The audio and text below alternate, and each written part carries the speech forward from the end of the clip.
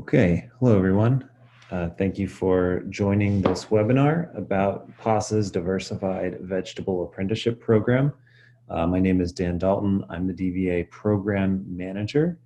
Through this webinar, we're going to be discussing the details of the program as far as the history and development, its requirements to participate, and some useful tips and lessons learned by us from the program during its first year in operation. So we're going to get going. So just as a background about PASA in general, we were actually founded as an annual gathering, as a conference in 1992, before we were an organization formally. We continue that annual conference to this day. It's usually the beginning of February. Our next conference will be February 5th to 8th, 2020 in Lancaster, Pennsylvania. It's a fantastic opportunity to do a lot of learning and a lot of networking and sharing with other folks. So we hope that some of you can make it to join us there.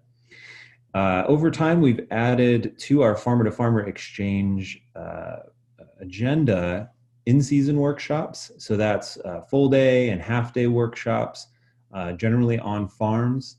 We've added craft events where we talk about introductory topics, as well as do just sort of basic farm tours, webinars, and other forms of in-season programming. In addition to that, we've recently added in the last few years on-farm research through our soil health benchmark study. That study is to look at correlating soil management practices with soil health outcomes across a variety of different production systems. And we've also added our Diversified Vegetable Financial Benchmark Study. This is a study to look at the practices as well as the nuts and bolts of farm financials as they relate to diversified vegetable farms to look at farm profitability overall. And then finally, we've added farmer training and development programs.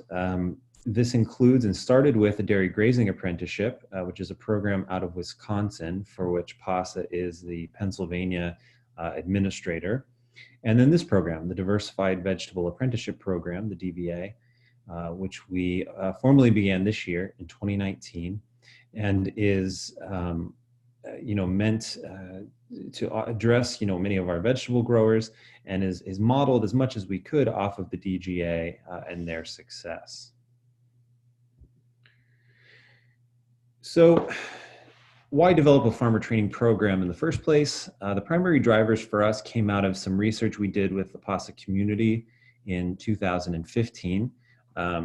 During that research with the PASA community, we found that there was a need for skilled and high quality labor within the PASA membership.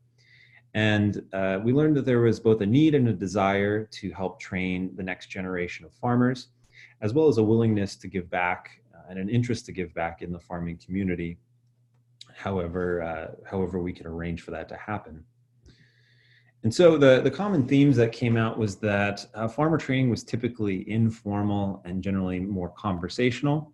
And what that meant was that oftentimes, in the heat of the season, topics weren't getting addressed. Apprentices and interns and just employees were getting burnt out and weren't understanding what they were doing or why, and was just causing a lot of turnover, which made the second point, retention of apprentices and other employees generally a challenge.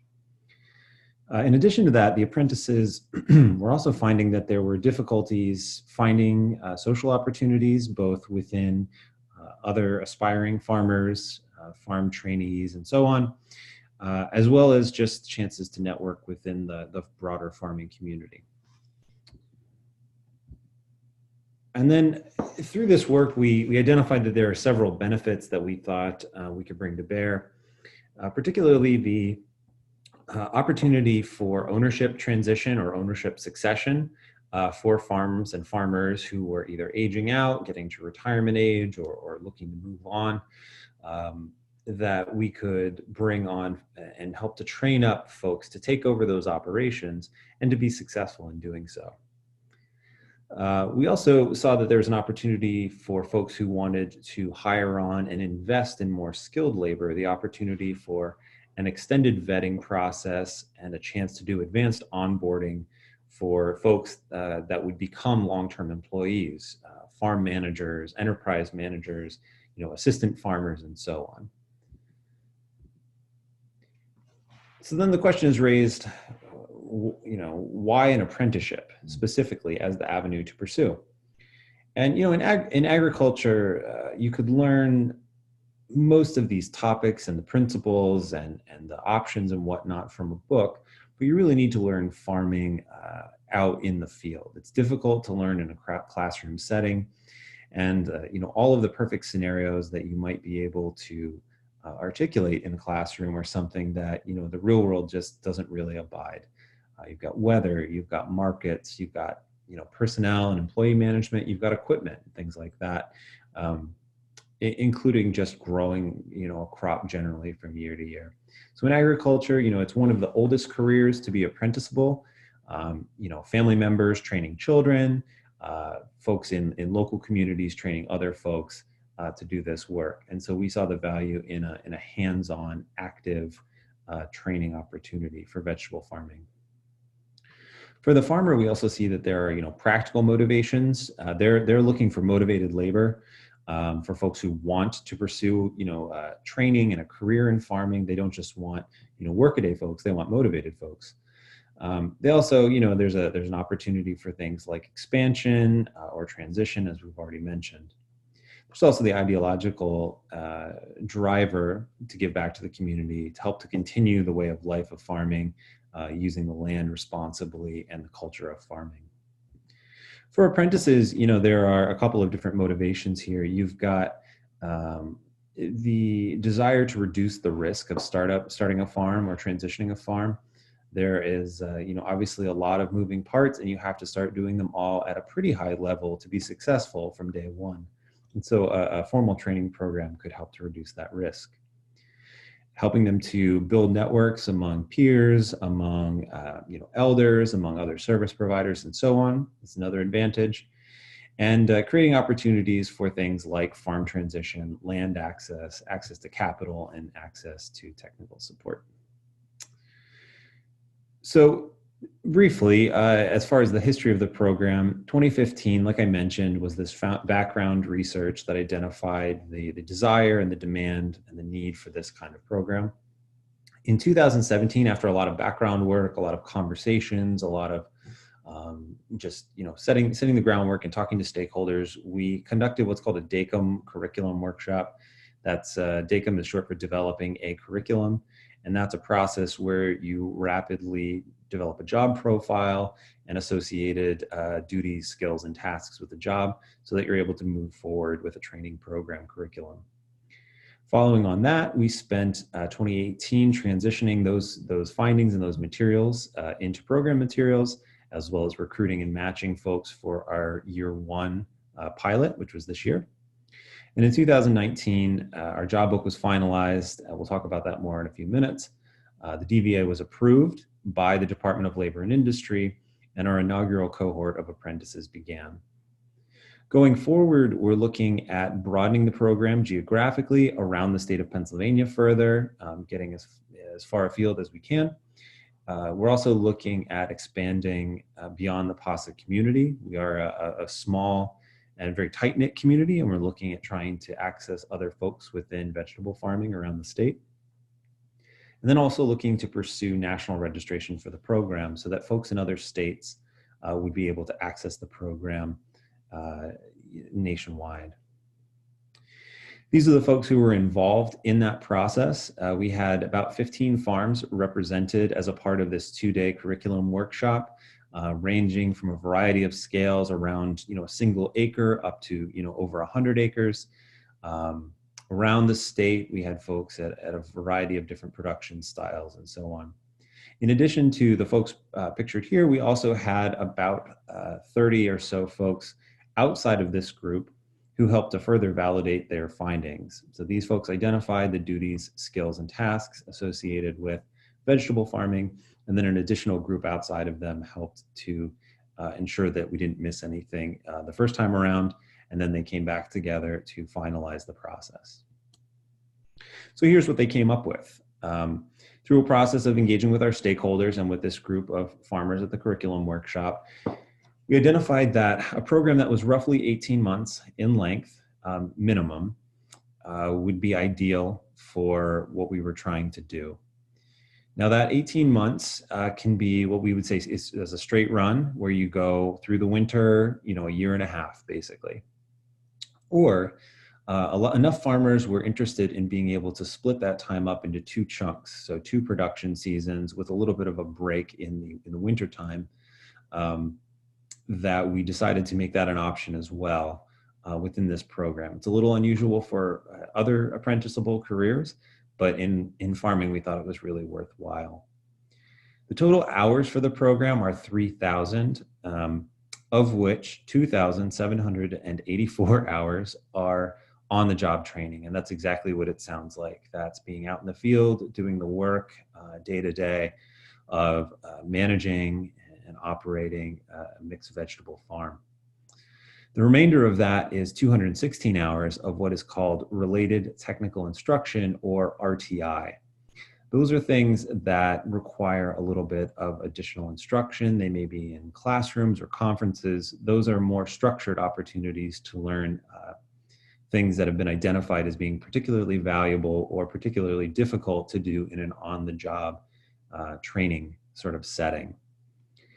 These hours are the thing that our certifying agency, the Department of Labor and Industry really care about. The length in terms of months is not important to them. They really want us to account for the hours and how the time is spent, as well as whether or not skills are required adequately. So that related technical instruction, and we'll talk about this a couple times throughout the presentation here, but generally qualifying RTI includes things like conferences and workshops, peer discussion groups, farm tours, networking opportunities. It can even include things like deep dives or explanations on the farm. And the way I like to explain this is that if the farmer is talking about how to do something, the nuts and bolts of executing a task on the farm, that's generally on-the-job training. That's how you farm.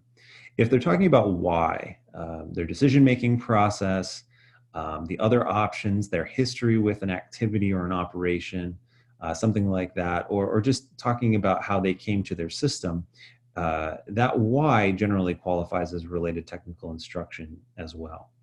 So if an apprentice were to be keeping a log of field walks where you get way into the whys of the farm, or one of our farms does a lot of lunchtime discussions where they use it as an opportunity to talk about some of those deeper aspects of the farm. As long as those topics, dates, and lengths are being recorded adequately, we can count that toward related instruction time.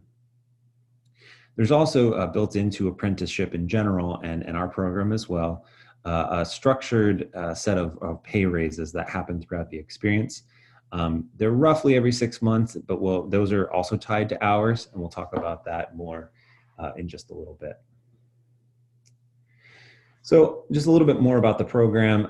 As far as the in-season experience, we talked about on-the-job training and related instruction. During year 1, we try to do a monthly check-in meeting in person on the farm between the apprentice, the farmer, and a representative of the program. There's time there for a one-on-one discussion between the apprentice and the program representative, one-on-one between the farmer and the program representative, and then all 3 of us.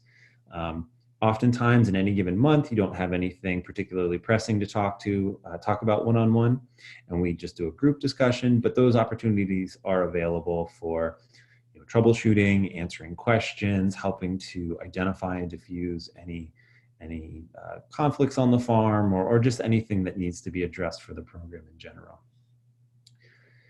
During the off-season experience, even if you're working through the winter, the work just tends to become a little bit lighter at the end of the year. We really try to use what we call the off-season as a chance to get a lot of that related instruction time, and that is particularly through conferences, workshops and other related instruction opportunities. We also really like to highlight and emphasize just how much learning happens around crop planning and season planning going forward into the second season for an apprentice. Even if a farmer and an apprentice are taking a gap during the wintertime, it is basically crucial and essential that the farmer and the apprentice get together in some way, shape, or form to do that season and crop planning together, so that the apprentice is able to carry that forward with them. One of the things that comes up a lot is start dates, and we'll talk about that a little bit more in a bit, but it's not necessarily crucial that an apprentice be around during the off season to see crop planning and season planning going into their first year, because there's so many new things to be learning, and they're really going to be kind of going along with the season to some regard. And so it's really possible for them to just have a copy of the crop plan with them throughout the season and be talking about it. And then when they get around to that first winter, to actually engage in the process of crop planning. So for folks who want to start apprentices in March or April or even May, and they will miss out on the formal crop planning process, that's okay, because we see a lot of value in them being able to access it, in the next off season. As far as year two and after the apprenticeship experience, during year two, we try to do bi-monthly check-ins in person. And this is a recognition of just sort of how much progress is generally made. We only switch to bi-monthly if adequate progress is being made and everyone's comfortable with that. We are available though for email and phone check-ins in the opposite months during that second year. We also try to identify from that off season through the second year and graduation from the program what kind of career support and avenues apprentices are after, whether they're trying to become an owner-operator right away, whether they're looking to seek additional work experience. We really try to identify those and help to make resources available to address those needs. To those ends, we also try to make connections with service providers and appropriate resources, so that folks are able to hit the ground running from the time where they end their apprenticeship experience with us. And we're also working to provide ongoing educational and technical assistance for folks as they graduate and after they graduate, so that they are able to, again, be as successful as possible from day one with our support. The relationship doesn't end when the apprenticeship ends. Farming and PASA specifically are a community, and we're looking to try and support our apprentices, into their careers. Going back just briefly to the pay structure, which I mentioned a minute ago, we do have a program minimum wage of $8 an hour. This was in consultation with all of our stakeholder farmers and is above the Pennsylvania state minimum, although less than several other states around us. You are not beholden to only pay that. Farmers can set the wage and the starting wage at whatever they like. It just has to be at least $8 an hour to start. As I mentioned also, there is a structural raise built into this and all apprenticeship programs. It is 50 cents per hour at each of the time intervals, which I'll talk about now. The starting wage, obviously, is whatever is agreed upon and set at the beginning of the experience. The first 750 hours of our apprenticeship is what's considered a probationary period. That is something that the Department of Labor sets as far as guidelines, and we see a lot of value in that. During that first 750 hours, or 749 hours, I guess, if you want to be very specific about it, there is basically a no fault to pull out of the apprenticeship on either side's part. So if an apprentice or a farmer or both mutually agree that an apprenticeship relationship is not working out for whatever reason, we can sort of set the whole thing aside and walk away from it without any real consequence or trouble. We obviously hope that that's not the case, and we try to do our best to make sure that folks are making good matches to start and having the resources to complete their apprenticeship, but that's there as a sort of fallback for us. At around 750 hours, we do a check-in to make sure that everyone is good to continue and happy with that. And if that is the case and the apprenticeship will proceed, then there is a structural raise at that point. So from hour 0 to hour 749, you're at your starting wage. From hour 750 for the next 1,000 hours up to 1,750 hours, you're at that second interval. At 1,750, we do another check-in. It's a little bit less rigorous because hopefully at that point we've got a solid thing going. And again, as long as adequate educational progress is being made, there is another raise built in there, which takes you to 2,750 hours, where the final raise kicks in for the last 250 hours of the experience.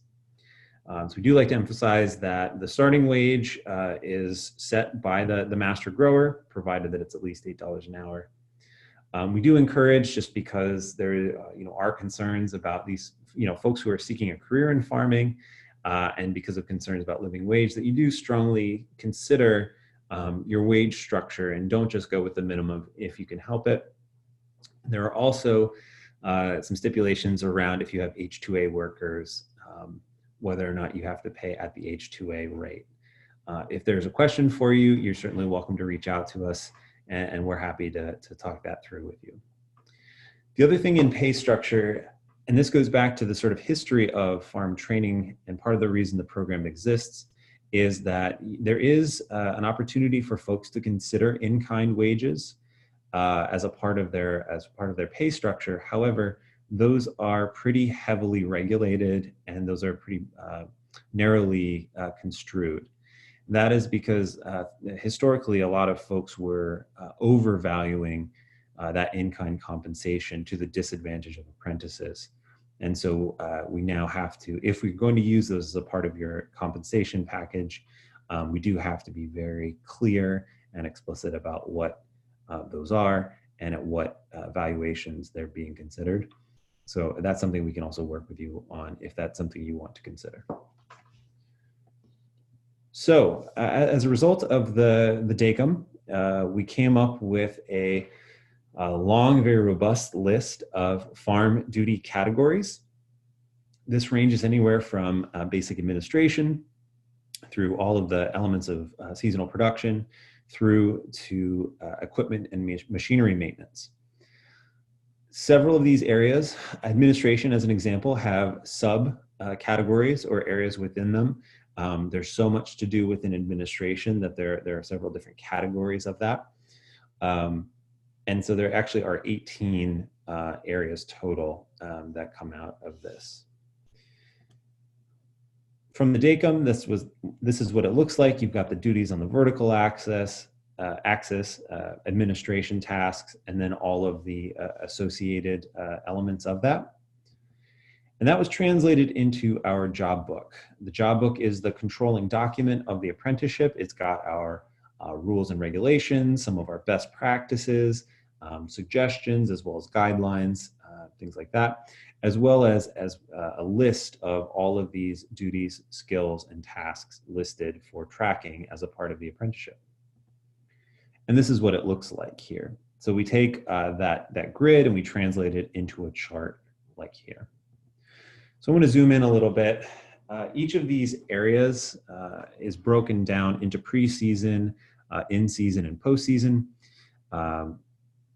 That is in recognition of the general time when those tasks are accomplished or would be addressed. That is to help apprentices structure their expectations about when things will be addressed. It is also just meant as a guideline for sort of keeping track, because it is a pretty large document. This skills list is about 20 pages long. And so we like to make it as visually easy to scan as possible. For the purposes of the program and skills attainment, you can see across the top here, we have everything from some exposure, some experience, functional competency, and advanced competency. This is how we track and report skills attainment throughout the apprenticeship, both for our information as well as for verification to the state. All of our apprentices need to reach functional competency in all of the task areas listed here throughout the experience of being a DVA apprentice. We often ask, we do ask folks when they start the program to go through and just set an initial baseline for themselves. Some people come in with some or even significant experience and have a lot of exposure or experience with many of these things, even functional competency sometimes. So we like to set a baseline. And then as a part of those monthly and bi-monthly check-ins, we record when skills move from either no exposure or some exposure all the way through that functional or advanced competency. So again, you do need to reach functional competency in all of these areas. There is one small exception, which is for a few items where a farm doesn't practice a certain technique or skill, and the apprentice does not desire to seek them out for themselves. So the example I like to use there is tractor power versus horsepower. So if you were an apprentice who was on a horse farm and only wanted to learn horse-powered activities for yourself, for your future, we could basically skip or overlook some of the tractor requirements within this list, not the related instruction list, however. And that's only by mutual agreement. If your farm doesn't do something that you need or want to get as far as an educational opportunity, we'll work with you to try and find an outlet where you're able to gain that. Now, the related instruction that we talked about is broken out into two categories. There's core related instruction time, and those are things that are required as a part of that 216 hours.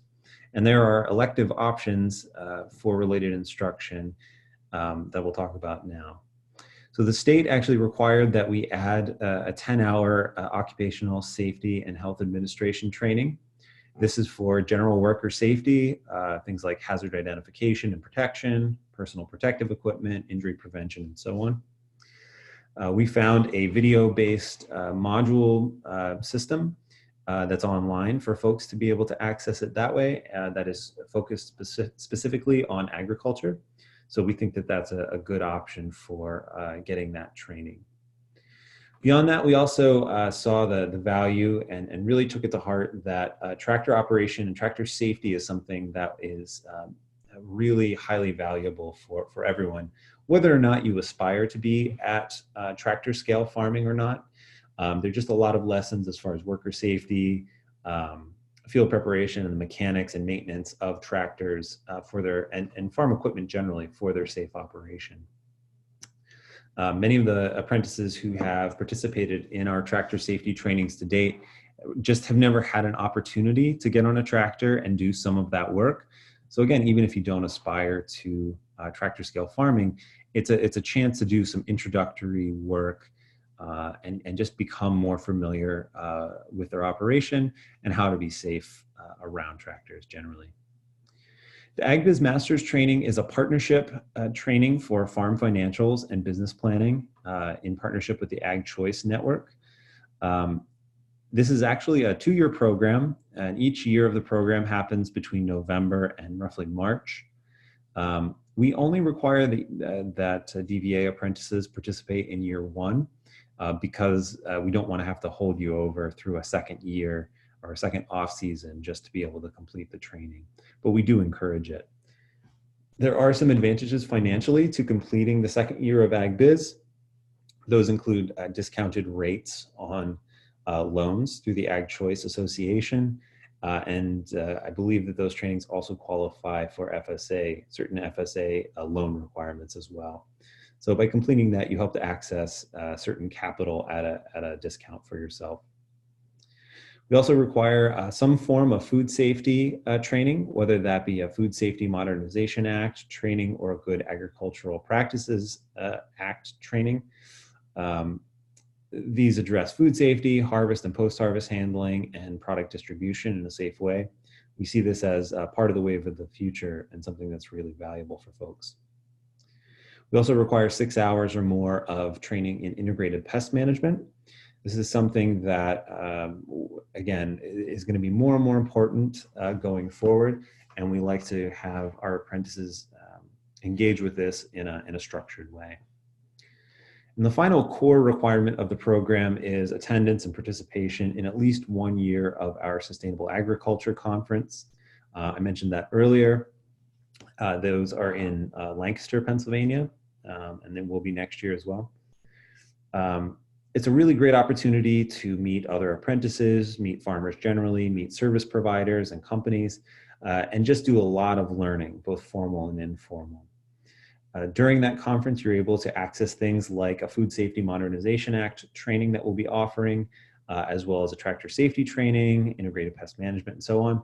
So you can actually get quite a bit of this related instruction done during the conference. If you are an apprentice through a second year or second off season, we are able to offer you a second conference attendance as well, although that would be elective. And then we also suggest a small engine maintenance and repair course as just a very valuable set of skills for folks, and are able to consider a pesticide applicator training toward related instruction as well. A few notes about this. All of the PASA trainings that are offered that qualify for a DVA related instruction time are free to apprentices. So the conference registration, any in-season workshops, webinars, craft events, and so on, while you're a DVA apprentice, and if it addresses a DVA topic, is free as far as registration to you. We also have, through a partnership agreement, the Mid-Atlantic Fruit and Vegetable Conference, which is the week before PASA, which is another Diversified Vegetable and Fruit Conference in Hershey, Pennsylvania. Registration to that is also free to DVA apprentices while you're active. The only thing you're required to pay for as far as registration goes in this list are the occupational safety training and the first year of Ag Biz. That is because those are through partnerships or through outside service providers. That cumulatively, I think those range in cost anywhere from $200 to $250, depending on the discounts that are available at the time. And you are, as an apprentice, responsible for those if your farmer isn't willing to help to support that. Although I will say that as far as training programs go, that is an incredibly low cost to access this many materials. Other training opportunities, I mentioned Ag Biz, I mentioned the Vegetable Growers Association. We are always trying to expand the related instruction offerings at our conference, as well as at our in-season field days. We try to move them around geographically so they're accessible to folks around the state on a fairly regular basis. And we try to be cognizant of where folks are at so that they're able to access programming in an effective and timely way. We aren't, however, the end-all be-all of farm programming or farmer training. We are definitely very supportive of qualifying and especially pre-qualifying other programming through other organizations.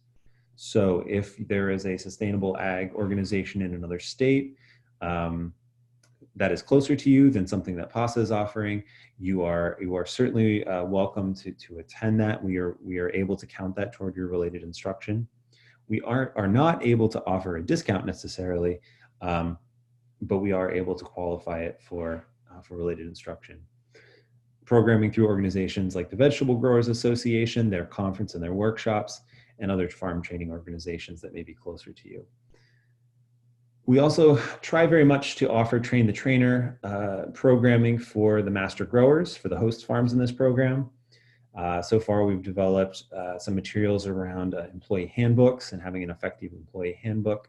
We're working on things to talk about addressing employee contracts better and trying to provide guides for best practices for on-farm training through ourselves and through other organizations that have done that work.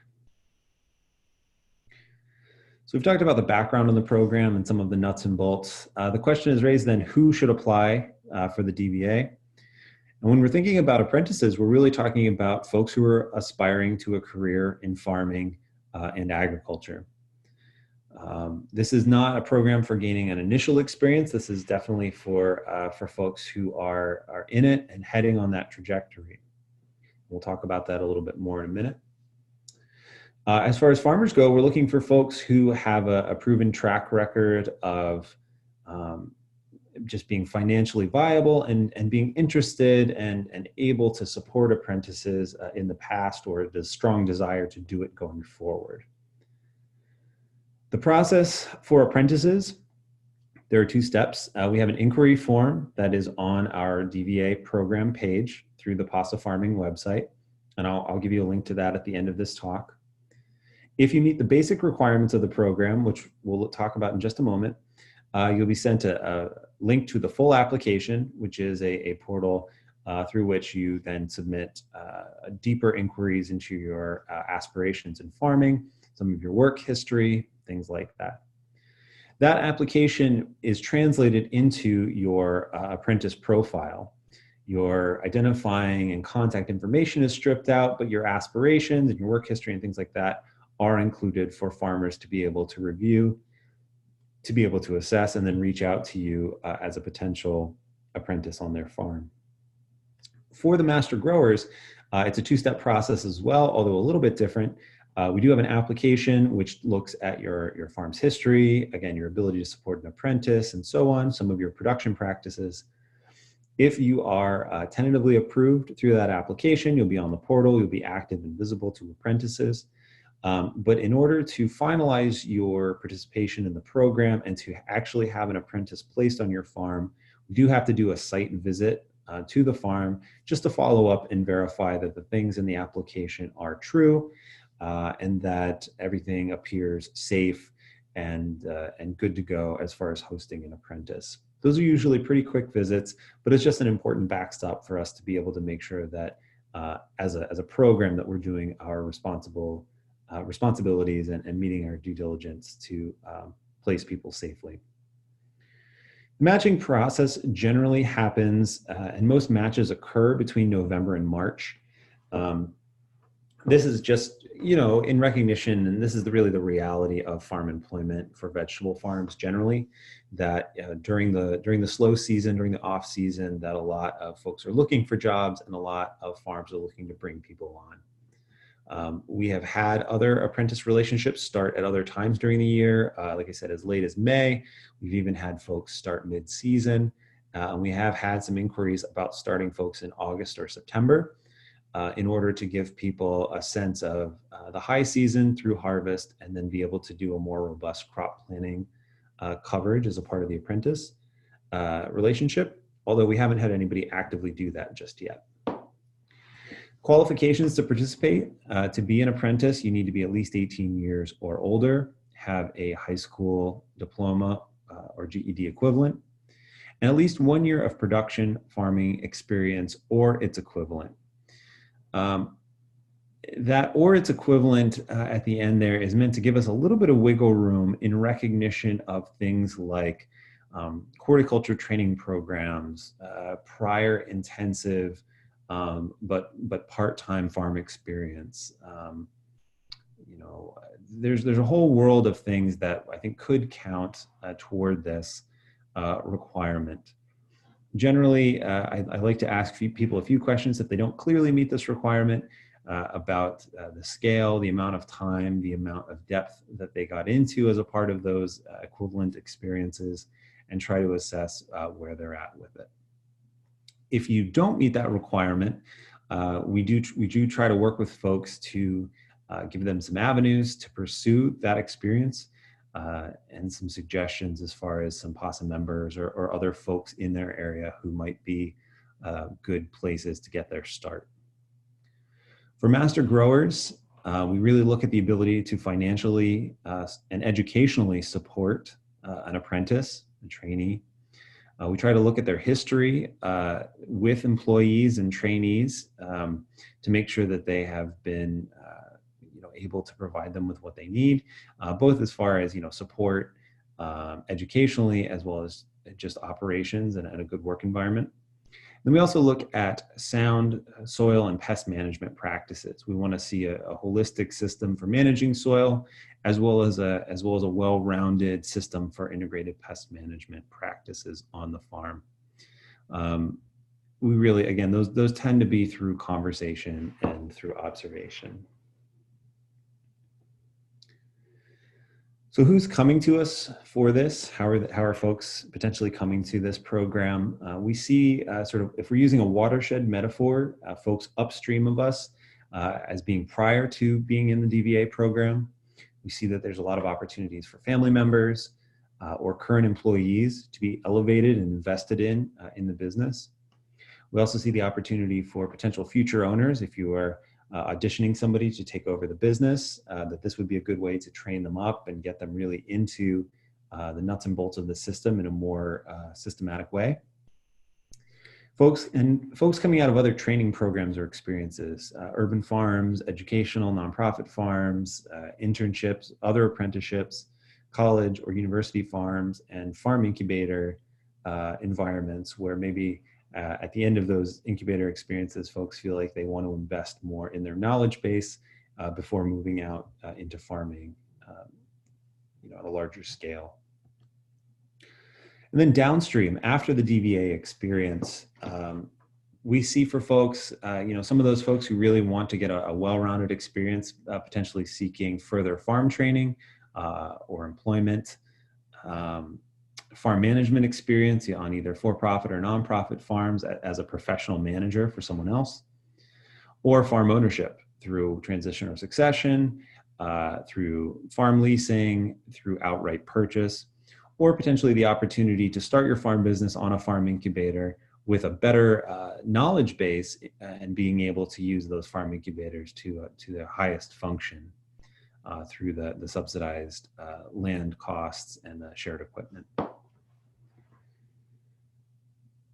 So as far as matching farms with apprentices, master grower farmers with apprentices, there are a couple of types of matches that we have observed and that we anticipate. Prior relationships, folks who are already employees on your farm are sometimes the best apprentices. They already know that they like you and they are asking or seeking to invest further in themselves through this experience. Family members who are looking to be elevated into the business or looking to learn more about the farming operations. Recruited participants, and this can work in either direction. And this would be a case where somebody, let's say a potential apprentice, knows that they want to be in the program, they've applied and have been accepted, but don't find a farm that is close enough to them or meets their needs in some way. And they're actually reach out to a farmer who they identify and recruit them into the program. And we've seen this happen a few times, and we think it's a really great way to engage folks who, may be aware of the program, but may not have actively, applied to be engaged by somebody who wants to be their apprentice. The same goes for farmers. If there's somebody within your network who you want to bring into the farm and invest in and elevate, that's a great opportunity too. And then portal-based matches is the third thing. We have an online portal where profiles are submitted and maintained, and farmers and potential apprentices have the opportunity to look at each other's profiles and reach out and express interest in potentially bringing someone on out of that system. We just revamped our entire portal, and so we hopefully have a new and more agile system for making those matches and identifying folks who are nearby. Some considerations for folks, especially apprentices, as they think about farms and what they want to pursue as far as a match, is things like geography and location relative to them. How mobile are you? Are you interested in moving across the state? Are you only able to travel a few miles down the road? There are advantages and disadvantages to both of those, and it's just something to identify before you really get into this process too deeply. The second is the scale and size of the farm. I mentioned tractor farming earlier. Some people are really interested in tractor farming. Some people are really interested in horse farming. Some people only really want to address hand scale farming. So to think through that process for yourself and to identify what would be your ideal, or what you're thinking about, at least being sort of honest with yourself about what you're thinking about can be really helpful there. I do encourage folks, though, to think beyond these boundaries if they can. If you're able to travel a little further, if you're able to work with a farm that's a little bit bigger or a little bit beyond your ideal, it opens up a lot of possibilities generally, and can be a really good learning opportunity for folks who might not otherwise have pushed their boundaries. Production style, and this includes certifications, things like whether they're organic or certified naturally grown, animal welfare approved, certified biodynamic, something like that, or just the techniques that are used in production on a farm. Some farms really emphasize one element of production or another, and if one of those is really attractive to you, knowing that can be really helpful for making a farm match. And then thinking about future employment opportunities. If there's a farm that you are pretty sure that you want to work with in the future, you could look at doing one of those recruited matches, or seeing if the farm is already in the portal, and trying to apprentice with them with the hopes of potentially working there indefinitely after the apprenticeship. And then finally, challenges for matches from farmer profiles. A lot of times there have been a lack of details or certain things about the production style that are a little blunt or a little bit sparse. So it's hard for an apprentice to fully understand the approach of the farm or the history of the farm, something like that. So it is really good for a farmer profile to have somebody else read it, and just keep in the back of your mind, if you're the only one writing it, just that you're really trying to attract an apprentice, and that you ultimately have the final say about whether or not you create an apprenticeship relationship. So you're not stuck with any matching that we do. That's all up to you, and that you want to really attract as many and the best people as you can to your farm. For apprentices, there's often a mindset that's a little too restrictive, that they're looking for the perfect farm. They're looking for a farm that ticks all of those boxes above here and then some. And there is no farm that's perfect for any apprentice. There are fantastic farms from which you will gain a life-changing education. But even so, there are some things about it that aren't going to be perfect for you. So just to keep that in mind, and make sure that you have realistic expectations of the program and of other farmers. The other thing is to make sure that as you're writing your profile and as you're describing your aspirations, that you're keeping them realistic. You are applying to work as an employee of a business, of a farm that is operating, that you want to make sure that you are presenting an attractive, again, and reasonable expectations of them going into the future. So here's the history, here's the experience that we've had so far as matching and all of that goes. We had 63 apprentices submit inquiries for this season. 23 of them ended up completing full applications. The biggest sticking point between folks who submitted inquiries and getting through the application stage was the 1-year experience. And so we worked with as many of them as we could to get or highlight for them places to get that experience, but that's really the sticking point for most apprentices. For master growers, we had 17 applications. We had 11 full application completions. The folks who dropped off in there generally were incomplete applications. No one in the first batch of applications was rejected because everyone met our standards for the program. And from all of this, we ended up with 5 matches, apprentices on farms this season. Pictured here are David and John and Amy at the Good Farm. David's their apprentice, and they're actually the folks who helped to get this program approved through the state. So a couple words on best practices as we're sort of getting to the end here, just some takeaways and some things that we've seen and some suggestions for all of you, whether you're in the DVA or not. Before the apprenticeship experience, as you're thinking about vetting and onboarding, either bringing an apprentice onto your farm or becoming an apprentice for someone else, it's really important to always be checking yourself and making sure that you're maintaining open and honest communication. You don't want to be projecting an unrealistic view of your farm or your farm season.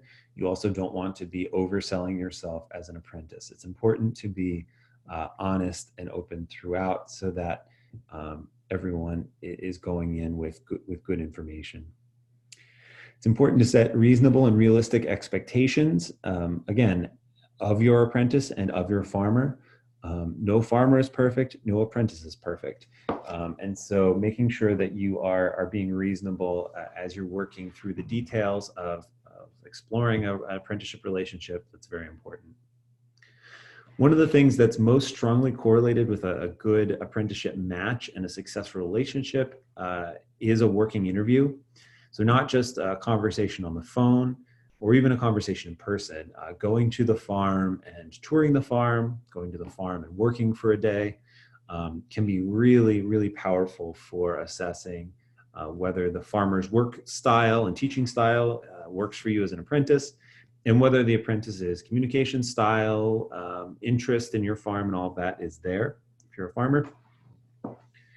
We suggest at least a half a day, but a full day working on the farm would be even better. Another thing that's really strongly correlated with a successful match, good communication, is having a meal together, preferably during that working interview, whether that's an extended lunch or dinner. Again, it's an opportunity to get to know a person, get to know someone as a person, and to learn a little bit more about their experience, their communication style, their aspirations, and all of that. From both sides, it's important to call references. So for farmers to check up on somebody, make sure that they have represented their work history and their work style appropriately. And from apprentices to reach out to prior employees, apprentices, interns, and so on, people who know the farm and can vouch for how the farm's training experience and work experience generally shapes up. And then for farmers, we have found and we have heard a lot about the value of a good employee handbook and the use of it. So we actually put out a webinar a while back about how to develop an effective employee handbook. It doesn't have to be very long. Some of the best handbooks we've seen are a couple pages, but they really lay out, again, the expectations, the channels for communication, and the needs that the farmer has from employees and apprentices. And then you also need to be able you need to know what's in there. It's worthwhile for you to develop it yourself. And then to make sure, once you know what's in it, that you're using it effectively. You want to apply it evenly, you want to apply it fairly. But that can be a really good way to lay out expectations and make sure that everyone's on the same page. And then during the apprenticeship, we encourage folks to use that first 750 hours, that probationary period, as an extended vetting process. Most people sort of show you very quickly through that working interview who they are and how they work. But if something were to develop or just circumstances were to change for any reason on either part of the relationship, you have that probationary period as a fallback. For farmers, during the apprenticeship, we find that empowering apprentices to take on responsibility sooner rather than later in their experience is really helpful. And we'll talk about ways to do that in a minute. But just looking for those opportunities, knowing yourself, knowing your farm, and thinking ahead about how you might do that can be really useful for getting an apprentice very much on board and engaged in the work of the farm. For apprentices, I strongly encourage them to take initiative and responsibility for both the farm and for their training. They are not only an employee of the farm, but they are a representative of the farm throughout, and they should appreciate that. And that the training is only as good as their engagement in it. So if they have needs or aspirations or things, they need to be expressing that and pursuing that throughout the apprenticeship, so that when they are at the end of their apprenticeship, they have everything they need to move forward. So from our first year of the program, just a few of the styles of farmer approach to training. None of these is better than the other. It's really about the farm and the farmer's personality and the apprentice's need. But we've observed some examples here. So I've seen a follow the season model, where the apprentices and the farm in general is addressing things as they happen throughout the season. It's a very easy and logical way to do things. It makes a lot of sense. There is the challenge if something does not come up during the season, that then we have to do a little bit extra work on the back end to make sure that it's explained. So in a dry year or in a weedy year or something like that, you don't necessarily see everything every year when you're following the season.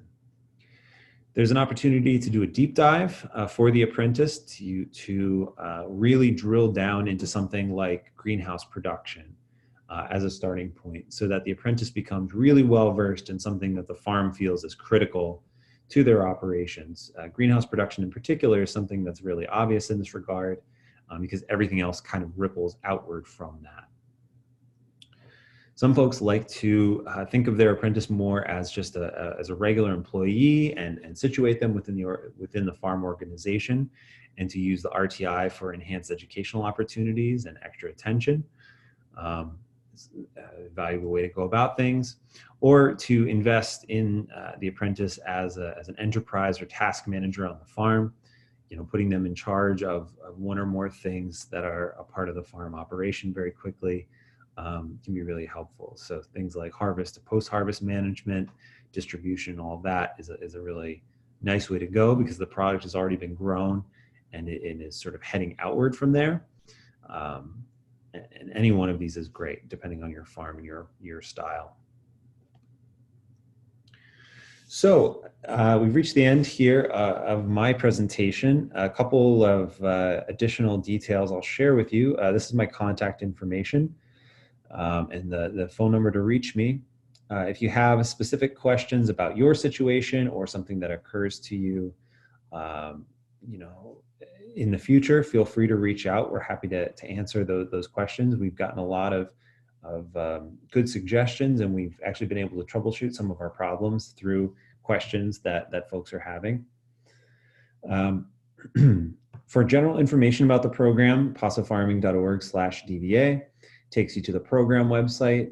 There's a general information page, and there are pages specific to apprentices and to master growers as far as requirements and applications and next steps. The links here for your next steps, if you are a master grower or a potential master grower, you can go to this address, pasafarming.org/diversified vegetable master application. That will get you to the application page. And if you are a potential apprentice, the link is here, pasafarming.org/DVA inquiry form, to submit that initial inquiry page. Just like to take a few minutes to answer a couple of questions that came in through the recording.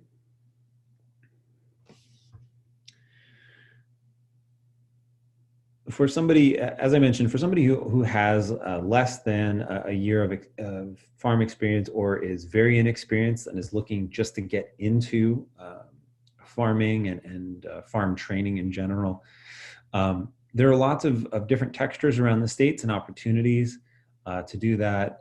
Oftentimes, just straight up farm employment can be a great way into it, full-time or part-time, with a farm who's nearby and convenient to you, who farm in a way that you're interested in. It doesn't necessarily have to be a farm that you want to be with forever, or a farm even that you want to apprentice with, although that can have some advantages as well. But just to get out there, get on a farm, and really see the operations going down can be really helpful. There are also several other sort of introductory farmer training programs. As I mentioned before, there are farm incubator programs. Even attending a farmer's market and asking farmers about what their needs are, and if they have opportunities for you to work with them to get some initial experience, can be a good way to get started. We also encourage folks to attend conferences like the PASA conference. Again, just to get out there and be exposed to the community, meet some of the folks who are doing it, and talk to people there. Those considerations that I mentioned earlier can be really helpful too for identifying the farm that you might want to work with.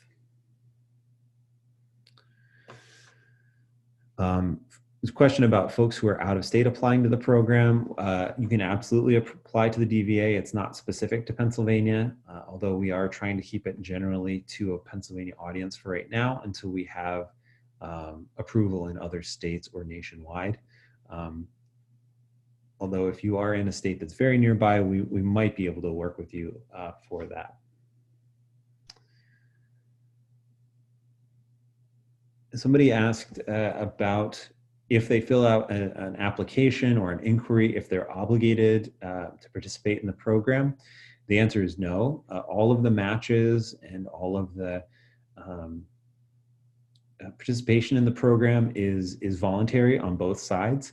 We try not to do suggested matches because we want there to be motivation by the farmer and the apprentice to engage with each other on that. And if you don't find anybody who meets your needs, who is nearby or whatever, for whatever reason, there's no obligation to participate in the program from year to year. If you want to take your profile and make it inactive because you didn't find anyone and you're getting into the season, there's also an option to make your profile inactive so that folks aren't reaching out for an apprenticeship experience.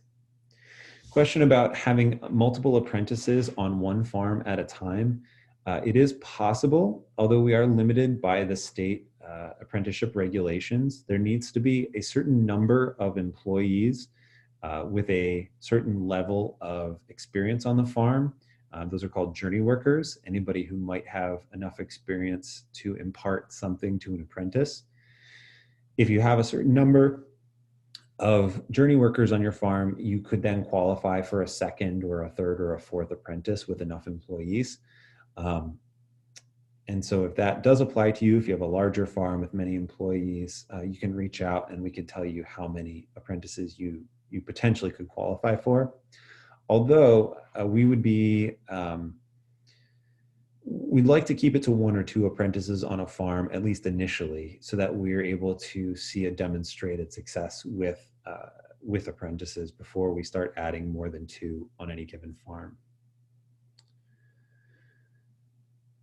Somebody asks about connecting DVA graduates with land that's available. And that is something that's on our radar as far as an opportunity for apprentices to be able to access land easily and affordably.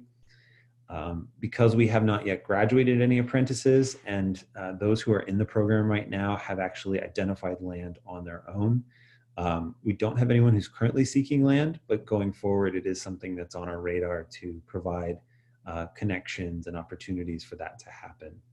So that's, if you are somebody offering land, I would say keep an eye on the program and do be in touch because we will have folks in the future who are in that situation. Somebody asked about key differences between the DVA and other farm training programs. Within Pennsylvania, the difference is primarily that we are registered with the state. We're the first production farming apprenticeship registered with the state. Dairy grazing apprenticeship is registered nationally, and we have that available to us. But we're the only other production farming apprenticeship in the state right now. There are programs around the state that are not certified, and many of them are quite good. There are other programs nationally that are certified at their state levels. Some of them, for example, in Wisconsin, their vegetable apprenticeship requires organic certification to participate. Our stakeholder farmers in Pennsylvania felt like our standards for soil health and integrated pest management and all of that meant that we wanted to have a broader audience, and so we did not require organic certification to participate. And then the other thing with other states have different ways and other programs have different ways of providing education to their apprentices. So ours is primarily through PASA and our partners. Other programs and other areas have different outlets for that. Somebody asks about the deadline for applying and starting an apprenticeship for 2020 and going forward. Officially, we accept inquiries and applications on a rolling basis. throughout the year, especially now that we have our new data management and application portal. However, practically speaking, most farm employment, most farm hires, and farm labor change happens during the off season for vegetable farms, and that generally is, November through March or April, as I mentioned. We have had numerous apprentices reaching out since October, or potential apprentices seeking, to apply. And we now are starting to see in November a lot of farms starting to reach out with interest and inquiries. I will say, if you get approved, you're in the portal and you are not seeing enough people, or you're not seeing anyone who meets your expectations or your needs, or isn't available to you for whatever reason, that because of this rolling nature, it's worth really staying on top of it, checking in with your portal profile with us a few times, weekly or biweekly, to see new folks who submitted and what's available to you as far as potential apprentices. The same for apprentices. If there is somebody, if you're looking for someone, keep checking in. That's another thing. If you're not finding what you want consistently, that's where maybe one of those cultivated matches might come in, where as an apprentice, you reach out to a farm that's of interest, or a farm, if you really want to have an apprentice and you want to identify someone and bring them to the program, it's a great opportunity to do that.